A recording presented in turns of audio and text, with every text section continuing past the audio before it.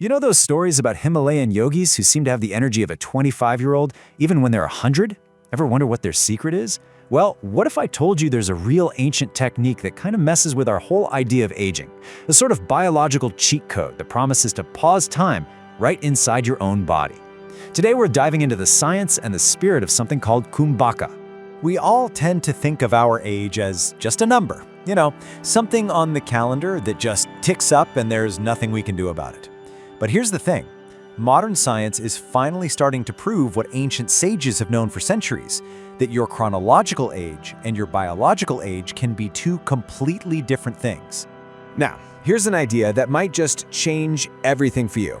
The ancient yogis, they didn't believe we were given a set number of years. No, they believed we were given a finite number of breaths. And if that's true, well, that completely flips the script. It suggests we have way more control over our own longevity than we ever thought possible.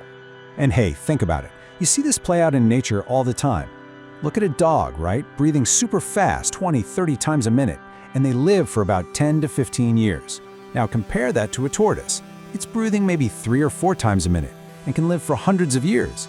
That is not a coincidence. It's pointing to a really fundamental link between how fast we breathe and how long we live. The problem is, our modern life, it's all stress, right? Deadlines, notifications, anxiety. It has us breathing like that dog. We're taking these short, shallow breaths, and it keeps our bodies stuck in this constant fight or flight mode.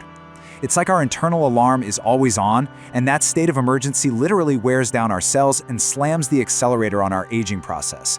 So what can we do? What if we could consciously, deliberately, just switch out of that emergency mode? Well, the ancient solution isn't about doing more. It's actually about the incredible power of the pause. It's a practice called Kumbhaka.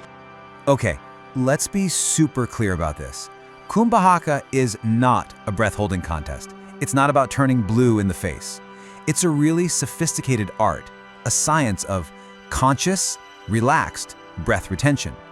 The whole point isn't to strain yourself, but to gently and purposefully pause the flow of breath. And in doing that, you still the life force, or what they called prana, inside of you.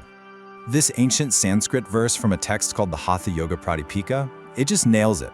It basically says that your mind and your breath are totally linked. If your breath is chaotic and all over the place, your mind's going to be chaotic too. But when you learn to still the breath, your mind, with all its chatter and worries, it also becomes still. You stop wasting all that precious energy. Now, I know what you might be thinking. This all sounds a little mystical, right? But this is where modern science is catching up in a huge way.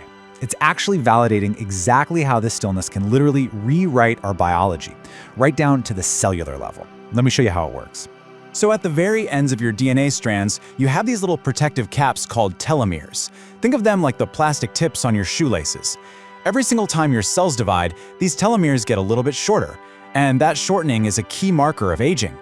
Well, it turns out that a consistent Kumbhaka practice reduces cellular stress so much that it's been shown to slow down the shortening process. You're basically pumping the brakes on your body's aging clock. Now check this out, because it's kind of counterintuitive. When you gently hold your breath, the carbon dioxide levels in your blood go up just a little bit. This triggers something called the Bohr Effect. That little bit of extra CO2 basically tells your blood cells, hey, let go of that oxygen. These tissues need it. So you actually get more life-giving oxygen delivered to your skin, your brain, and every single cell in your body. It's amazing. And maybe the most important piece of the puzzle is the vagus nerve. Think of this as your body's main calm-down switch. Kumbhaka directly stimulates this nerve, and that's what shifts your whole system out of that frantic survival mode and into repair mode. It's like flipping a switch that tells your body, okay, the emergency is over, it's time to heal and regenerate.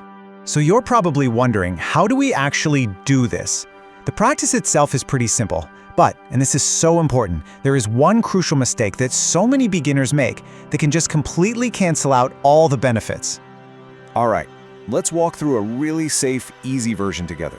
Just sit comfortably, keep your spine straight. You're going to breathe in slowly for a count of 4, then gently pause. Don't grip, don't force it, just let the breath rest inside you. Put your focus right on the space between your eyebrows. And then exhale slowly for a nice long count of 8. The whole key here is ease and control. And here it is. This is that critical mistake. If you turn this into a contest, if you're tensing your face, straining your chest, and forcing yourself to hold on, you are doing the exact opposite of what you're supposed to. That forceful approach spikes cortisol, the stress hormone, which literally damages your cells and speeds up aging. So you've got two paths here, right? It's a choice. The relaxed way floods your body with calm signals. It tells your cells to repair themselves, and it can even boost youth-associated hormones like DHEA. The forced way? That just creates stress, damages cells, and floods you with the aging hormone cortisol. The secret is always, always relaxation, not force. So when you get this right, when you move from using force to practicing with total relaxation, you're basically tapping into your body's own internal pharmacy. You are unlocking this deep, profound, built-in ability to heal and regenerate all on its own. And the benefits? They touch everything. You get that glowing skin from all the extra oxygen. Your mind becomes incredibly clear because you've calmed down that constant inner chatter. By toning your vagus nerve, you become so much more resilient to stress. And yeah, the practice can stimulate youth hormones and even wake up dormant stem cells, your body's own master repair crew. So let's be real. This isn't about becoming immortal or anything. Kumbhaka doesn't magically stop the clock. What it does do is create the absolute perfect internal environment.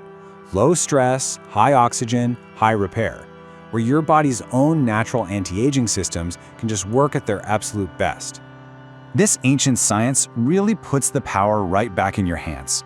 It reframes your entire life, not as some race against time, but as the conscious, careful management of your own vital energy. So it all comes down to this. You have a finite number of breaths. How are you going to choose to use them?